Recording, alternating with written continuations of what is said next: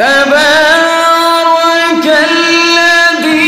বিয়াদিহিল মুলকু ওয়া হুয়া আলা কুল্লি শাইইন কাদির।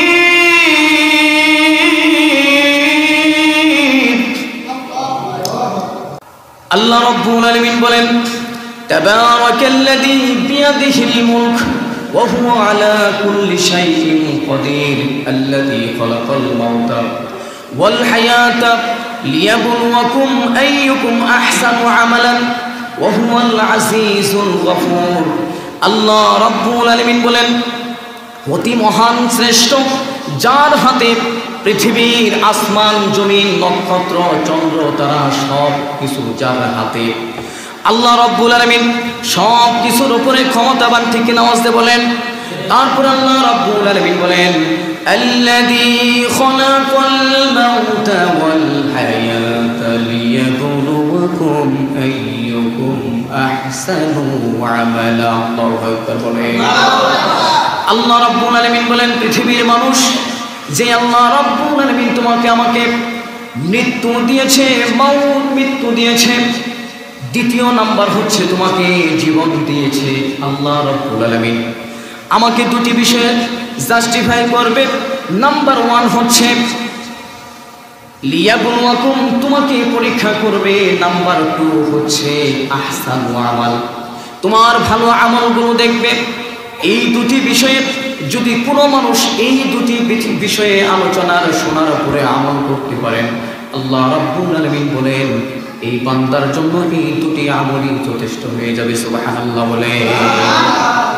তাহলে নাম্বার 1 হচ্ছে আল্লাহ তাআলা বলেন তোমাদেরকে পরীক্ষা করবে। দ্বিতীয় নাম্বার হচ্ছে আল্লাহ বলছেন তোমাদেরকে কি করবে বলেন, আহসানু আমাল, তোমার আমল সম্পর্কে জিজ্ঞেস করবে। আচ্ছা বলেন, আমল সম্পর্কে যদি আল্লাহ জিজ্ঞেস করেন, এই প্রশ্নটা আমাদের কাছে যদি খোলাসা থাকে, অর্থাৎ আল্লাহ তাআলা আমাদেরকে যেগুলি প্রশ্ন দিয়েছেন এই প্রশ্নগুলোর উত্তর আছে না নাই বলেন? উত্তর আছে না?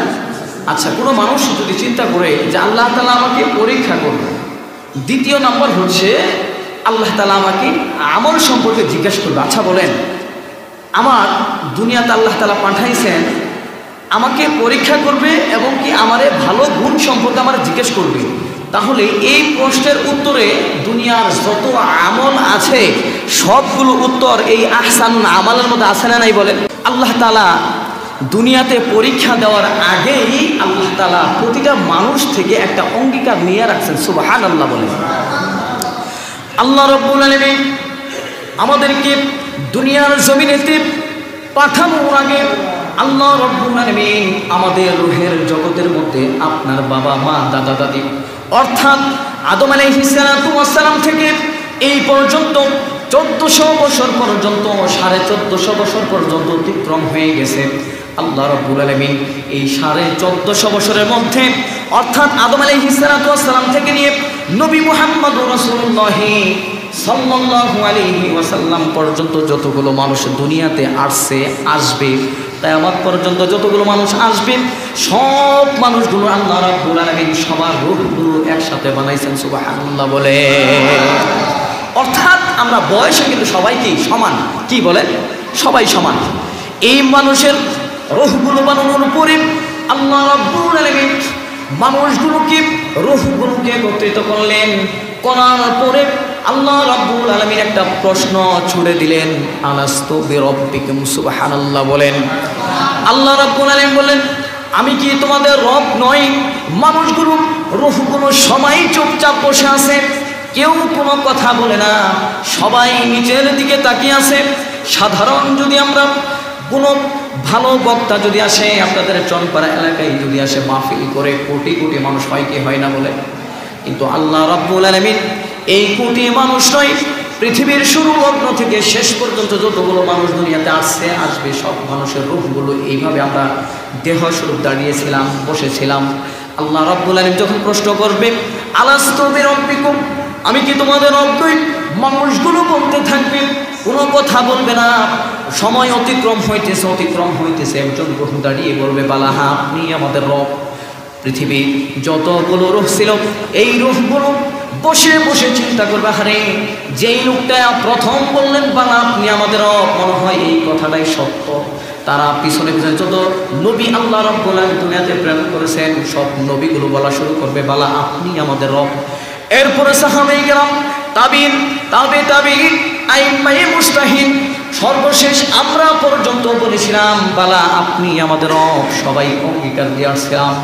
এখন আপনারাই জোরে আওয়াজ দিয়ে বলবেন দুনিয়াতে আসার পরে ওই জায়গাতে বলেন এই দুনিয়ার জমিনের মধ্যে মানুষ যারা বেঈমান, ইহুদি, নাসারা, বৌদ্ধ, খ্রিস্টান, ওই মানুষগুলো ওই রূহের জগতে ছিল কি ছিল না? আওয়াজ দিয়ে বলেন ছিল না? ওই মানুষগুলো আল্লাহ রাব্বুল আলামিনকে রূহের জগতে আল্লাহ রাব্বুল আলামিনকে অঙ্গীকার দিয়েছে, আল্লাহ আমাদেরকে দুনিয়াতে পাঠান, আপনাকে রব হিসাবে মানব, আপনার যে শরীয়তের বিধানগুলো থাকবে ওই শরীয়তের বিধানগুলো আমরা মানব, আল্লাহ আমাদেরকে দুনিয়াতে একবার পাঠাই দেখেন। ওই অঙ্গীকার করে আমরা আল্লাহ রাব্বুল আলামিন সিরিয়াল করে সিস্টেম মতো দুনিয়াতে আল্লাহ রাব্বুল আলামিন আমাকে, দাদাকে, বাবাকে, তারপরে সন্তানকে পাঠাইলেন। কিন্তু সন্তানকে পাঠানোর পরে দুনিয়াতে ধর্মের মধ্যে বিভিন্ন রূপ ধারণ করল, কেউ মুসলমান, কেউ হিন্দু, কেউ বৌদ্ধ, কেউ খ্রিস্টান, বিভিন্ন ধর্মে রূপান্তরিত হয়ে গেছে, ঠিক কিনা? আওয়াজ দে বলে।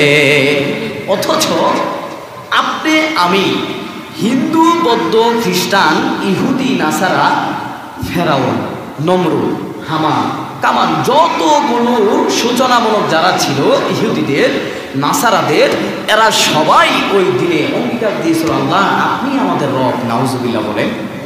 ওই মানুষগুলো আসার পরে দুনিয়াতে কি তারা আল্লাহকে রব হিসাবে মানছে? বলেন মানছে? মানে নাই। এই জন্য দুনিয়াতে আমাদেরকে প্রেরণ করার আগেই বলেন আল্লাহ তাআলা আমাদের থেকে কি নিছে? বলেন অঙ্গীকার নিছে যে আল্লাহ আপনি আমাদের রব, আপনার যত হুকুম থাকবে, যেগুলি যেই নবীর সময় যেই শরীয়তের বিধান থাকবে ওই বিধানগুলো আমরা মেনে চলবো, আমরা অঙ্গীকার দিয়ে আসছি। আচ্ছা এবার হিসাব মিলান, অঙ্গীকার দিয়ে আসছি, কিন্তু দেওয়ার পরে আমরা আল্লাহর অঙ্গীকারকে সবাই কামা হাক্কু পূর্ণাঙ্গ মানতে পারি? হ্যাঁ পারি না। তাহলে কি আমরা কোন কাতারে যাইতেছি? বলেন সীমা লঙ্ঘন করতেছি। আর সীমা লঙ্ঘনকারীদের জন্য স্থান হবে কোথায়? বলেন জাহান্নাম থাকবে। ওয়াইলুল ইয়াওমাইযিল লিল মুকাদ্দিবিন, যারা মিথ্যা বলে বলে বলে বলে সীমা লঙ্ঘন করবে তাদের স্থান হবে কোথায়? জাহান্নাম।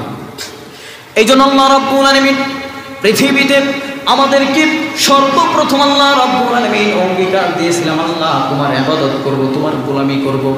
দুনিয়াতে আসার পরে নবী মুহাম্মদ রাসূলুল্লাহ সাল্লাল্লাহু আলাইহি ওয়াসাল্লামের সময় আল্লাহ রাব্বুল আলামিন সূরাতুল মুলকের মধ্যে বলেন আল্লাযী খালাকাল মাউতা ওয়াল হায়াতা লিয়াবলুয়াকুম আইয়ুকুম আহসানু আমালান ওয়া হুয়াল আজিজুল গফুর। আল্লাহু আকবার বলে। সূরাতুল মুলকের মধ্যে আল্লাহ রাব্বুল আলামিন বলেন তোমাদেরকে পরীক্ষা করব, তোমাদের ভালো আমল সম্পর্কে আমি জিজ্ঞেস করব। তাহলে বলেন আমার আমল নামায় যদি আমার পরীক্ষার রেজাল্ট যদি আমার 0 আসে তাহলে কি অবস্থা হতে পারে বোঝেন? আর যদি আমার আল্লাহ রাব্বুল আলামিন যেই প্রশ্ন ছুড়ে দিয়েছেন আহসানু আমাল, তোমার ভালো আমলগুলোকে দেখব, এই ভালো আমলগুলো যদি আমার জীবনে শিরোনাম থেকে শেষ পর্যন্ত যদি আমার না থাকে, আমার আমল নামায় যদি আমার সূচনার আমার শুরু থেকে শেষ পর্যন্ত যদি আমার আমল যদি আমার রুটিনের মধ্যে না থাকে, আল্লাহ রাব্বুল আলামিন বলেন ওই সীমা লঙ্ঘনকারীদের মধ্যে আমি একজন থাকবো। নাউজুবিল্লাহ জুড়ে বলে। তাহলে এমন একটা মাস, সীমা লঙ্ঘনের একটা মাস আসছে কিনা বলেন? এই মাসটার নাম কি বলেন? মুহররম মাস। এই মুহররম মাসের মধ্যে আমরা মুসলমান, কাফির, বেঈমান, ইহুদি, নাসারা এগুলো বাদ রাখেন। এটা ওয়াজ হচ্ছে মুসলমানদের জন্য। আচ্ছা মুসলমান আমরা এই মুহররম মাসকে আল্লাহ তাআলা বরকতময় রমজানের পরে স্থান রাখছেন, কিন্তু এই রমজান মাস পরে মাসের নাম কি বলেন? মুহররম মাস।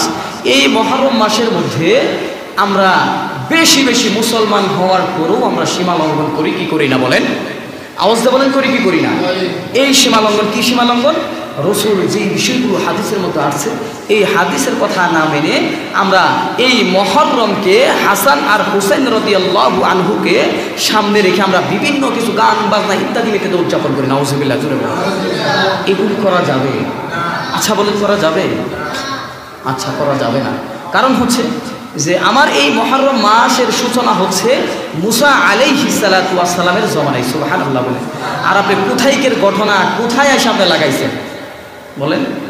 মহরম মাসে এই ঘটনা ঠিক আছে, হাসান হুসাইন রাদিয়াল্লাহু আনহু তিনা তো জান্নাতের মধ্যে আমাদের পুরুষদের মধ্যে তিনারা নেতৃত্ব দিবেন, সুবহানাল্লাহ। আচ্ছা বলেন, ওনাদের সম্পর্কে আমরা কি